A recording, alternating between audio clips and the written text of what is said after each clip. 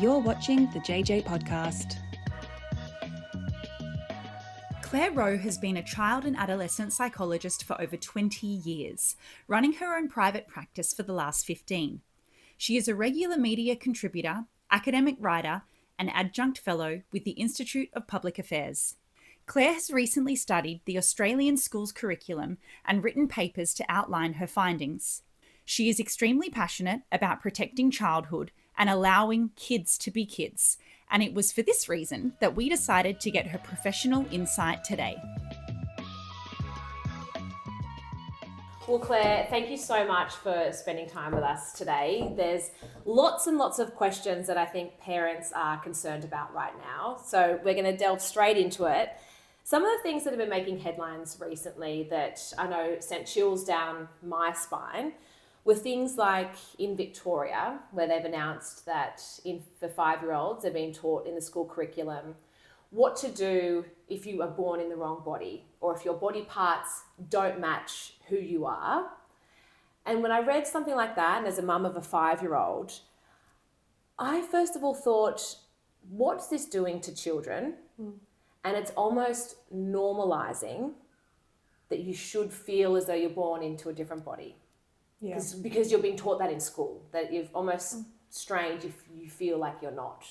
Yeah, I mean, it's the power of suggestibility, right, with young children.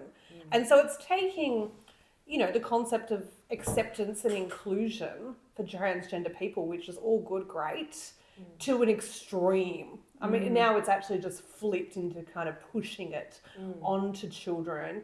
And we know the power of suggestibility with children in other domains. I mean, we know that's why we I do a lot of work for the family court, and we're continually asked, how much weight should we place on this child's testimony? And it's not to say, of course, that we ignore children, dismiss children, we take their views into account. But I have to tell a court, cognitively as a 6 and 7-year-old, how much we should really listen to what they're saying. And so we know that in other domains, but of course in this domain, it's like, no, whatever that child says, whether they're 5 or, 13, is put up as absolute truth and that they know best.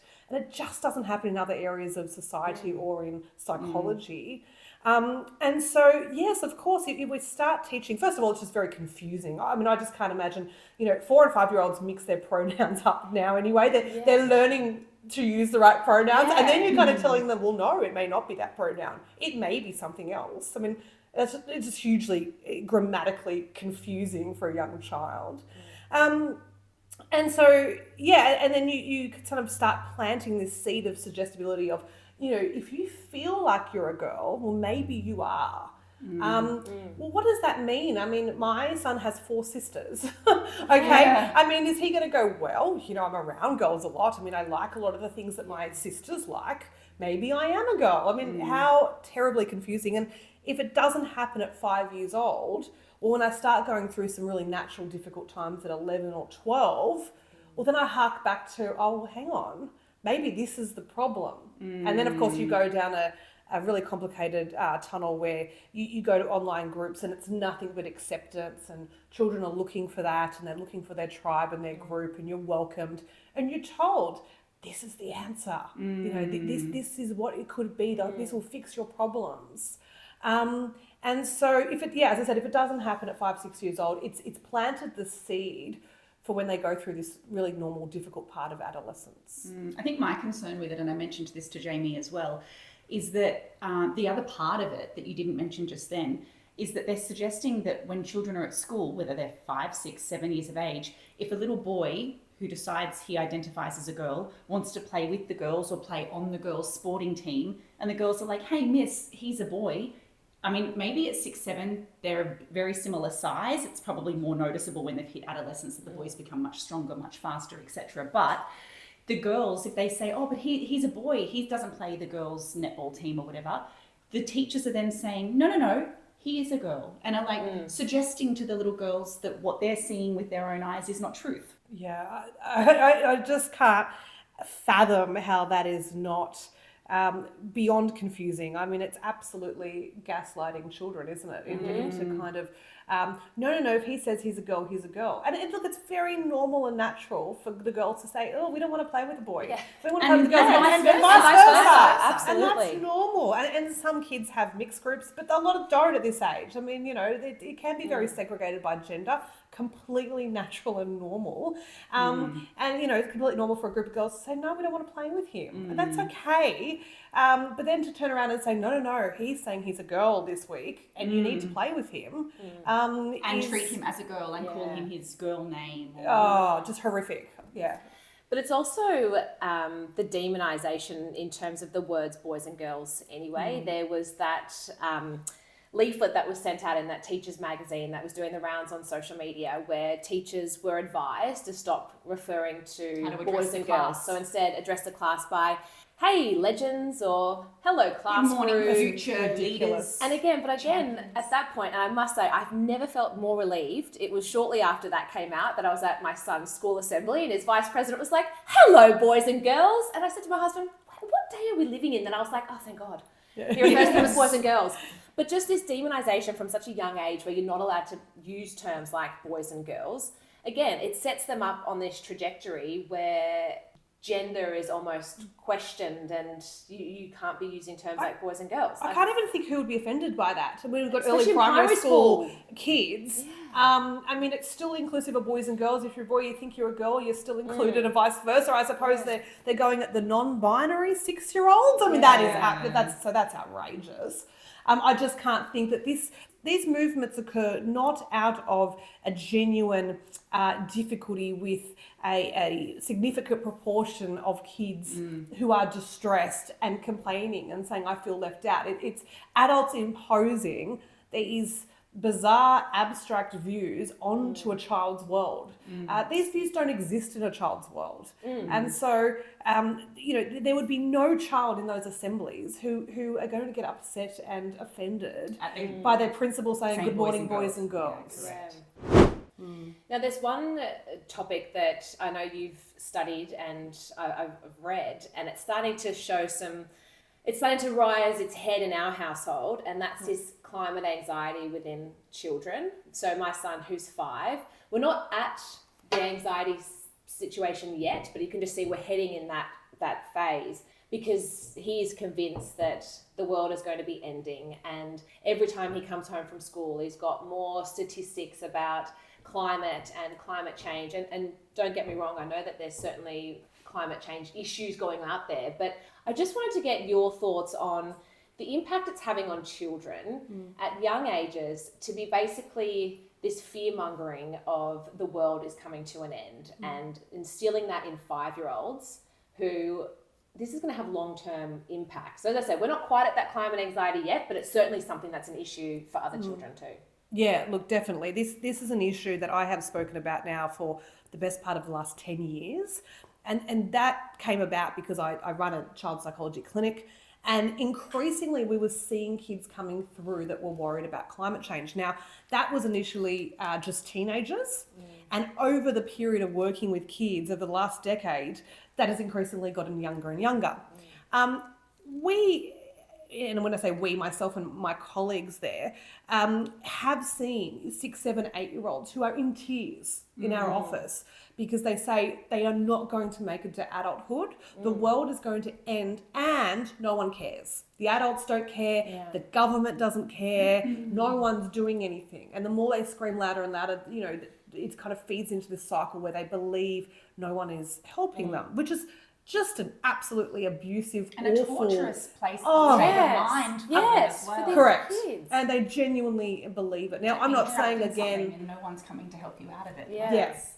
And now that's not every kid, I talk to my kids who are 7 and 8 about learning about climate change. My son's like, what? Yeah, I don't really remember that. I want to go kick a football. But if you've got a certain vulnerability in a kid to be a bit of an overthinker, those are the ones that will obviously suffer. Now, what led me down to a path of thinking, like, where is this coming from? Because the kids I'm seeing in the middle of Sydney are not exposed to increased floods, fires, and they're not directly at the forefront of experiencing climate change catastrophe. So, okay, so they're learning it from somewhere. Now, it's either got to be the school or the media, probably both. And How much media are 6 and 7 year olds watching though? I would say But it could be in the car, but it could be on the 90% radio in school. the car, or it could be Sure. on the background at home. you but- turn it off, Yeah. is what I would say. Yeah. You turn it off. But, through the work that I'm doing with the Institute of Public Affairs, we looked at the school curriculum, and I actually didn't even realise that sustainability, i.e. climate change, is what they call a cross-curriculum priority. And so what that means is it has to be in every single lesson. Okay, teachers are mandated to teach it. So that means you have year 2 students in music class making up rap songs about climate change. You have kids in English class writing poetry about climate change, because teachers have to weave it in to every lesson. Okay, so that's the first thing that I feel like I parents have to cut don't the know. camera and be like, parents, do you know about this? Yes. And that's the first thing. Parents are not aware of this. No. The second piece to that I discovered that was even more shocking was that, of course, teachers they're handed a curriculum and you must cover these topics, but they're not handed the actual worksheets. And so they have to go make them or find them somewhere. And teachers are time poor. So there are certain companies or websites or groups that have set up to say, if you want to fulfill lesson 3.2 of the curriculum, here's the free download of the worksheet. And Where is it being fact checked or? Well, these groups are things like cool.org. They are all activist run. They are all activist run. And so as a teacher, you go, brilliant, I'm going to type in which lesson I need to cover so I can tick that. And I download the worksheet and hand them out. Now, my work through the IPA is arguing that the language and the way that climate change is taught to 6, 7, 8-year-olds is things like on the worksheets that I've viewed, there is no planet B. The planet is sick.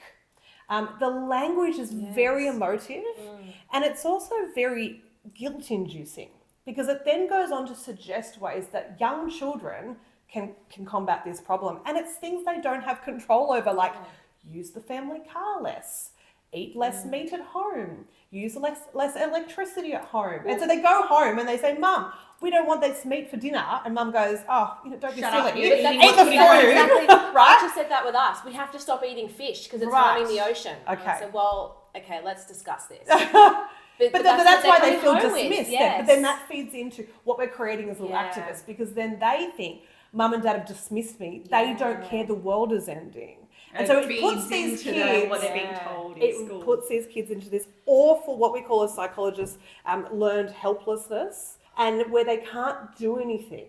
And so I'm advocating through this work that really what we should be doing in terms of any environmental studies for early primary school, when we went to school, we had to pick up papers, clean up rubbish, Clean up Australia save Day. water. Yes. Great, no problem with that. But we should not be teaching climate change to young kids. And one more thing I'll say is that this is not a debate in what I'm doing about whether the science of climate change exists or not.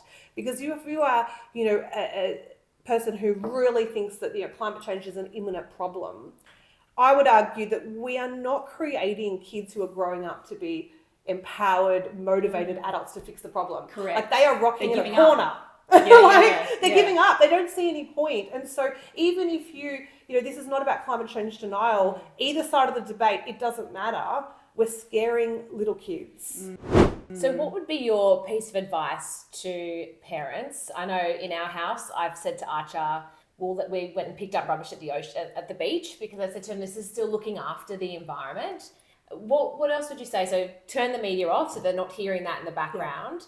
But in terms of, and not shutting them down. So I think we all need to be more aware of how we answer things like when I got told not to have fish for dinner instead of basically saying no.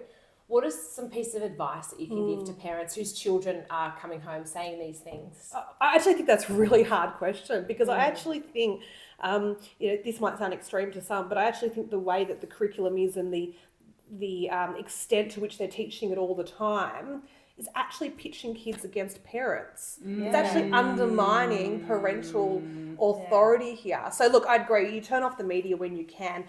My kids don't need to know about climate change. I just have no need for them to know about that. They're learning to read and write first, right? They can learn about that later. But again, if a kid's coming home saying we learnt about this, it probably is best to try and listen to what they're saying. And then give some other perspectives maybe. Yeah, and try and give some other perspectives. And I think that that's a great idea, saying, you know, if we're worried about this, how about we go and, you know, participate in Clean Up Australia Day, if that, I think that exists still. Yeah. Or go pick up some rubbish at the ocean, great.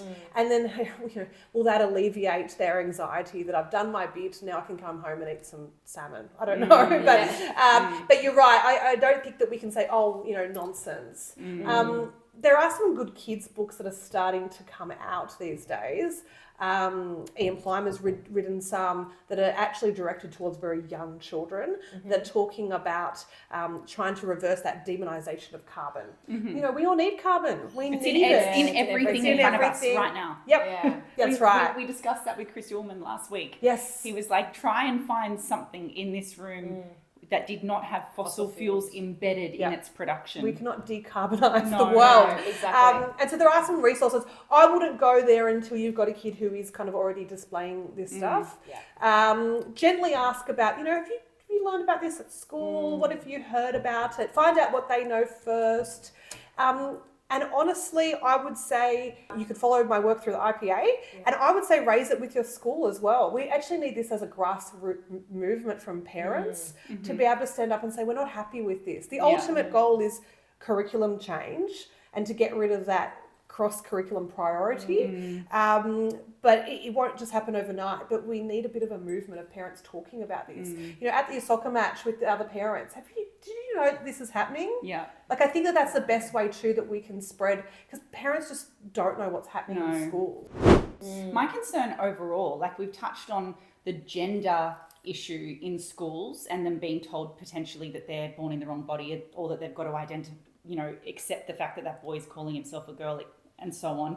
And the same thing obviously with climate change, where what they're being told is perhaps not a lie, but they're not being told a holistic view of the story. And I feel it's exactly the same thing yet again from the Indigenous movement in schools. So whether it be Indigenous history, the Stolen Generation, Invasion Day, etc., they're being told, we came in here and the white people killed all the black people and we burnt down their houses and we knocked down the trees and made way for the roads and we're evil people. But they're not teaching them that has happened in almost every country in the world over hundreds and thousands of years. You know, look at the Vikings. I mean, they've raped and pillaged their way all through Europe. Most countries, several times by several groups of people. Yeah, and so it's this same thing, right? Whether it be gender or whether it be climate or whether it be our own Aboriginal history.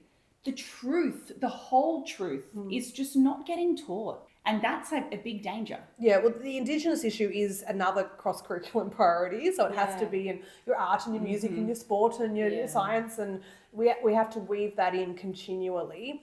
When my son was in preschool, I remember it was like Sorry Day, I think, at preschool. And because, of course, preschools, kids don't go every day to preschool, right? So, you know, my son was 3 days a week. So in order to do these activities with every single child, they did them every day. And this activity was actually writing a sorry card.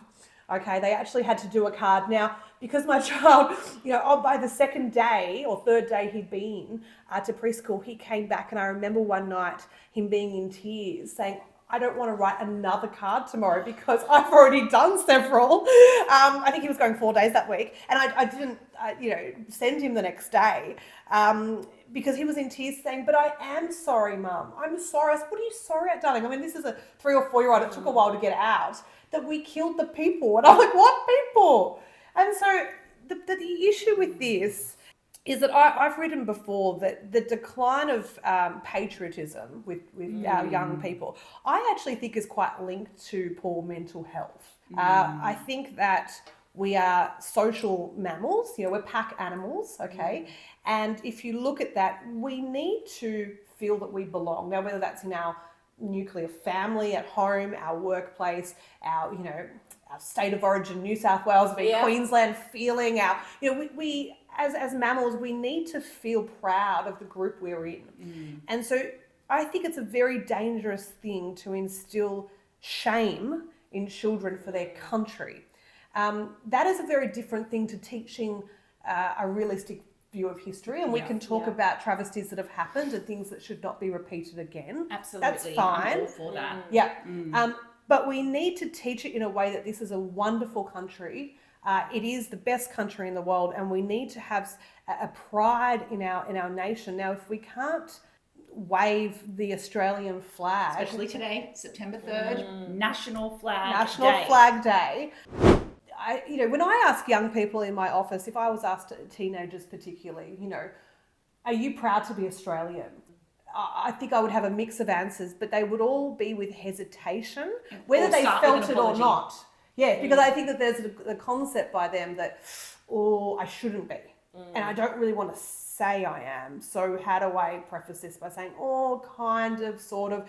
It wouldn't be, hell yeah, I love being an Aussie. They very much by that stage in their, school career, by the time they're 14, 15, absolutely have a sense of, I don't think I should say I'm proud, and a little bit kind of, they would probably use the word cringy or, to wave the Australian flag. I mean, that's a one generation change, because that certainly wasn't the case when I grew up. No, I would say all of us. That's probably why we're struggling to fill the army.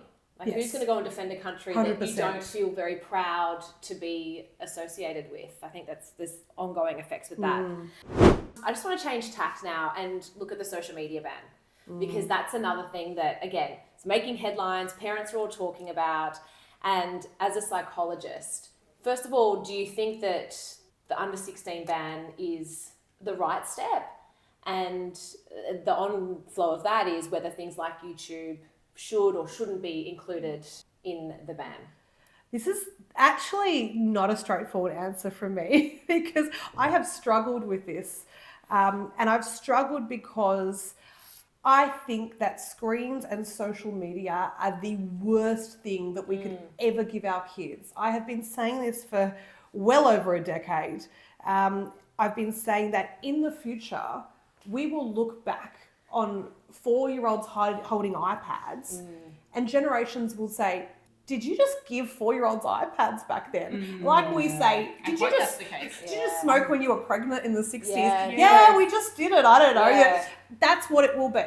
It is that bad for kids. It is just, crack cocaine for them. It is neurologically changing brains. Is that because of the fast? Like they're losing the ability to, one, be patient, because everything's like boom, boom, boom, boom, Correct. boom, and losing the ability to use your imagination outside. Is that the way that it's changing the brain? Yeah, and it's no different to adults. So we are losing the ability to think deeply about a topic. I mean, when it comes to books, podcasts, reels online, people think, that's too long. That's too long to listen to? Yeah. We try and keep all our episodes under half an hour for that very reason. And even then, people, the reels were like, we're in a minute 40. Who's going to hold on to the end? Keep going, people. Keep listening. Yeah. But, even I used to love to read ferociously, and I struggle to get through bigger books these days. It's I can see it in myself.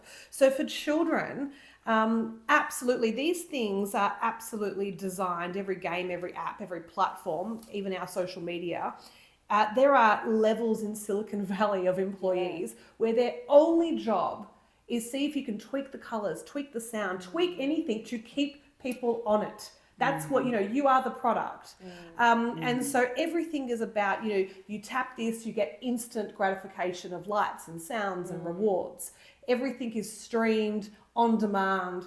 And so children and adults, and those children are quickly becoming adults, have no ability for long-term gain, of being able to persist with a goal. I see young people going out of school these days and they go, a 3-year degree, that's so long. Like, I just want, want a good job now. Yeah. And so we have impulsivity rates with children just through the roof, inattention, poor concentration, distractibility.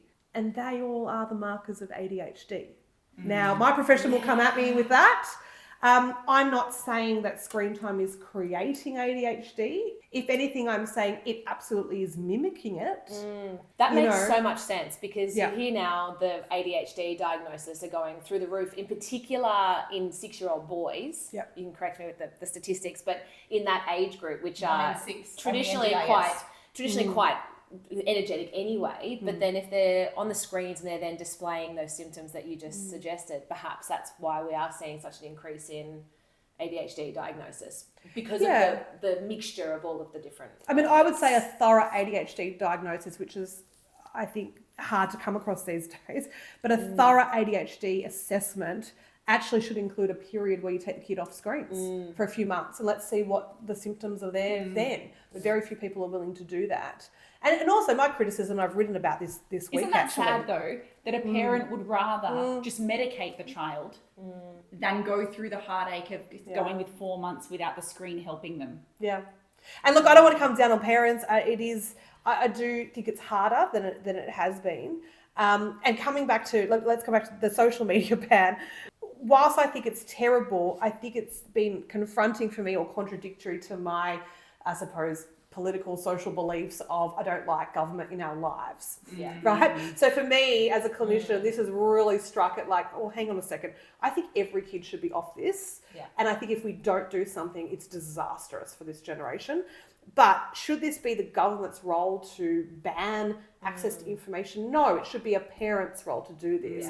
But parents haven't done it.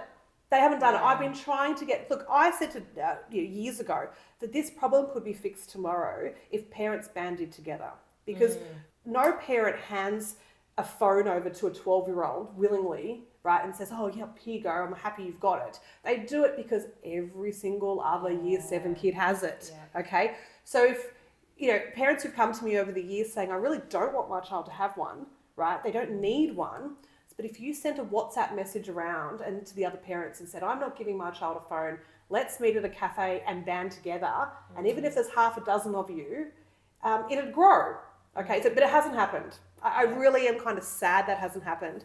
And so I am supportive of this legislation to get kids off it. Now, will some kids still access it? Of course they will. Do 16 and 17-year-olds drink? Yes, they do. But I'm already seeing the effects of it, because kids who went to school in year 7 this year, parents are saying to them, well, no, you can't have it because it's going to be banned by the end of the year anyway. You're going to get all obsessed with it and then it's going to be pulled from under right? you. So I'm already seeing kids, and I'm already meeting parents who are not giving smartphones to kids. I don't think it should be social media. I don't think a kid should have a smartphone, right? Go back to the old Nokia phones for kids. Why do they need a phone? I'm actually against tracking kids. I don't think the parents need to follow where they're at. How funny. I actually spoke on Sky News the other day about tracking your children. Okay. I said at this age, I think like 5 and 7, I would track them, put an air tag, because funnily enough, Archer found an air tag. I was like, oh, can you put this in my backpack? I was like, yes, I can. But I think once you get to the age where they actually are hanging out with their friends on their own, they need to go and do that. Yes. And I make think at this mistakes. age, 5 and 7, I'm happy just to. starting to ask if he can walk himself to school, and I'm like, oh. Yes. Yeah, but why? Because we underprotect our kids so much on the online world, right? And we overprotect them. One of the biggest, Jonathan Haidt talks about this a lot, and people would know his work, but that we overprotect them in the real world so much. Now, a year or so ago, my kids were like 5 and 6 or 6 and 7, around that. And I sent them up the road to Coles, right, with a $20 note, and get some bread, and you can buy yourself something else. And was I anxious? Sure. I stood at the end of that driveway and was like, waiting for them to come back. There were no roads they had to cross, people, before I get reported. They knew the route. They went, they asked the woman, they came back, and they were thrilled with themselves. That was kind of regular, that was normal a generation or two ago. I'd ride my bikes down the corner I used shop. to go to the shops and buy my parents cigarettes. A little note. Dead set, they'd write a note, and I would just hand it. I would hand it to the That's person, so funny. like at the local 7-Eleven, and then just milk and bread too. Yeah, great, and a packet of Winfield Blues. Yeah, I was dead set like 9.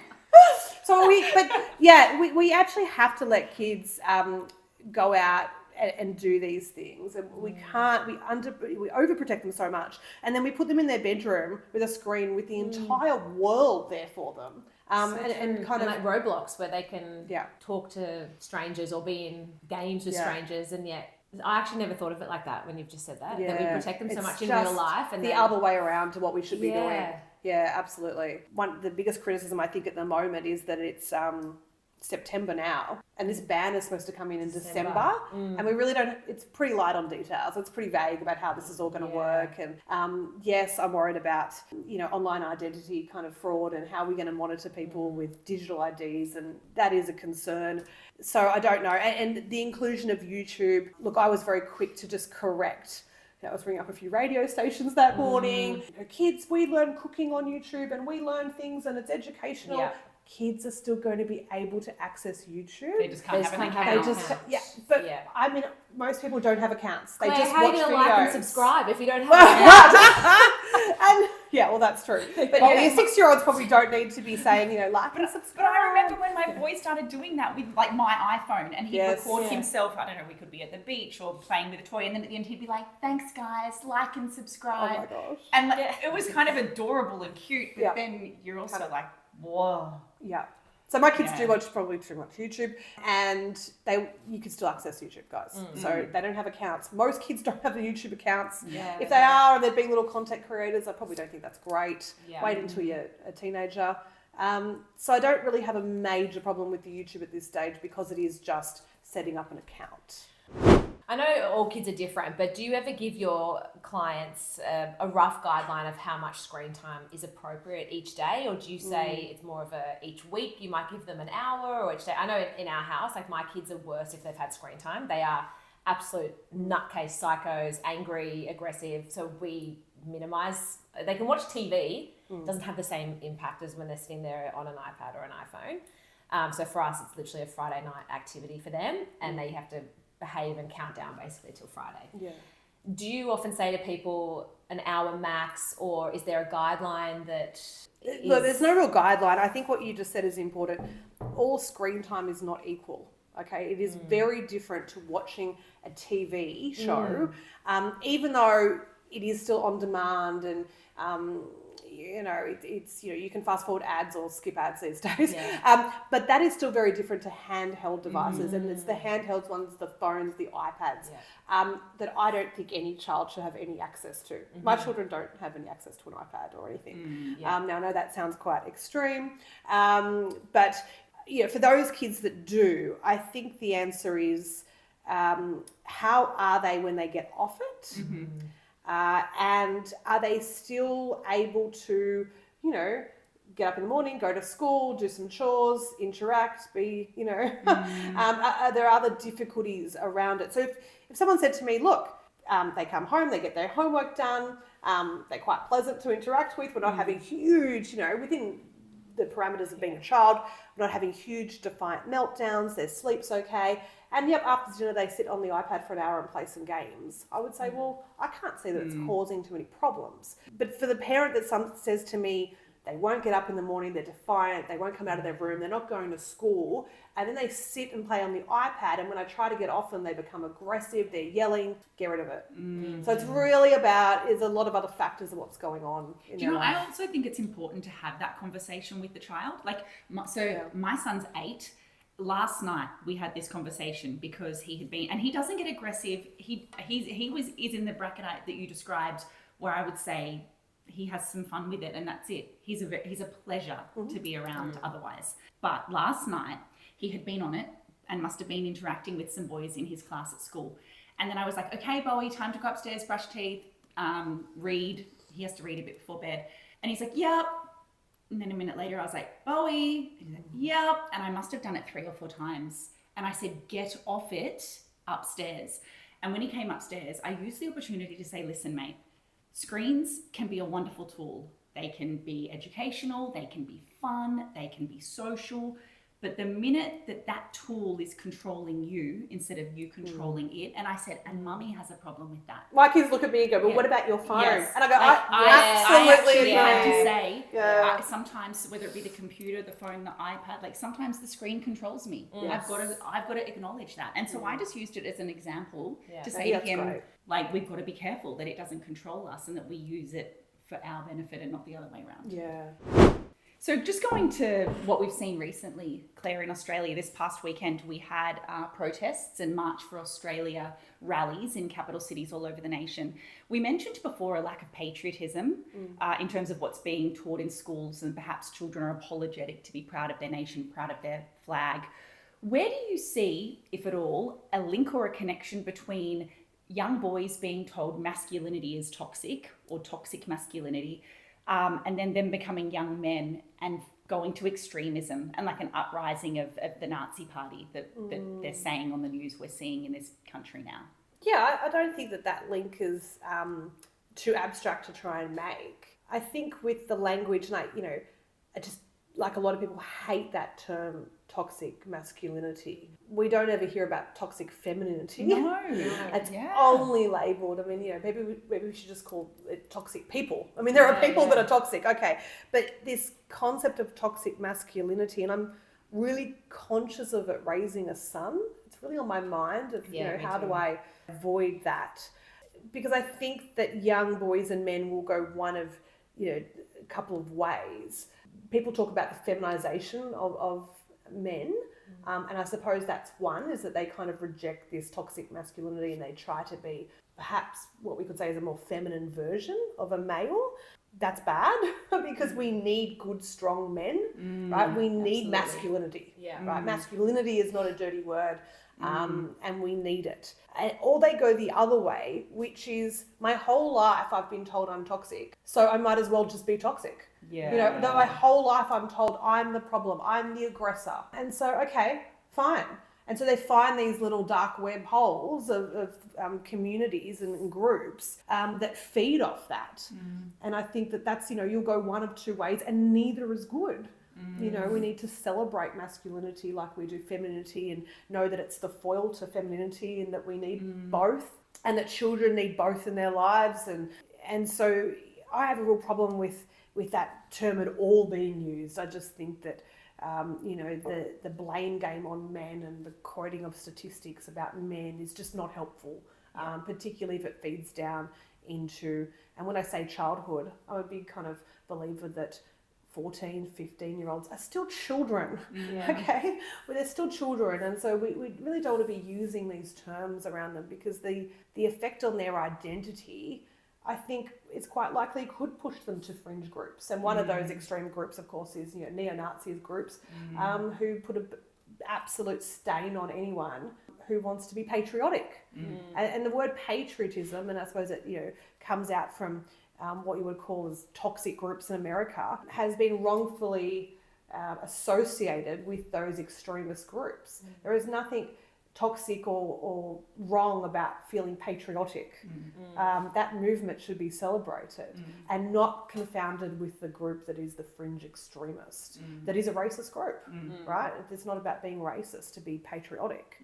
But in terms of all of these concepts, and I'll end on this, you know, whether it be gender or climate or mental health, talking about mental health to children, I think what we forget as adults is that there is so much for the child brain to accomplish every day, okay, that we've already done. So the neural wiring that's going on in a child's brain per minute all day just through play and experiencing the world is a lot, right? They're learning social skills and sharing and language and interaction, and there's a lot that they have to accomplish. And we kind of know that in the first 6 to 12 months of life, we can see all those developmental milestones we tick off, but that continues through to adulthood. If you start overloading the brain with these other concepts of the world is sick and dying from climate change, you may not be the gender you think you are, it actually pulls the brain off task to what it needs to accomplish. Okay, so it's too much. There's only a certain amount of bandwidth our brain can cope with. And so it's no wonder that if we start dedicating space, cognitive space, to dealing with these other adult concepts for children, well, their academic output will go down. Their mental health will go down. They will have developmental difficulties. They will fall behind in language and other areas because their brain is overloaded by concepts that I think pulling them off the normal developmental pathway that they need to be on. Well, Claire, thank you so much for your time. You are a wealth of knowledge and hopefully answered a lot of questions for parents out there. Thanks, guys. Thanks for having me. Thank you for listening to the JJ podcast.